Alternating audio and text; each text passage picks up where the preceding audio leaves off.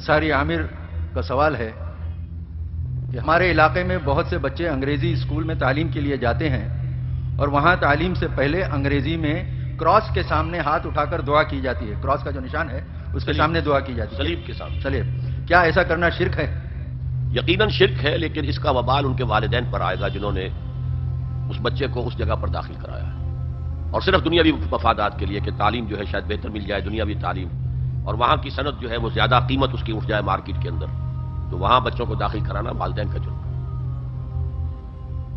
ایک سوال ہے ثانیہ عثمان، وہ کہتی ہیں کہ a non Muslim who had become a Muslim اور مومن after the age of 40 and ابو، in that period of time they have done a lot of shirk, but after that he had become a Muslim, he had done the tawbah for that shirk, would Allah will forgive him or not? Definitely definitely definitely. یہ حضور کا فرمان ہے کہ 3 فعل ایسے ہیں جو سابقہ زندگی کے تمام گناہوں کو، پورے نامہ اعمال کو صاف کر دیں گے. ایک ہے کسی کا کفر سے اسلام میں داخل ہونا، دوسرا ہے کسی کا خالص اسلام کے لیے، اللہ کے دین کی عظمت کے لیے ہجرت کرنا، گھر بار چھوڑ کر، بال بچوں کو چھوڑ کر نکل جانا.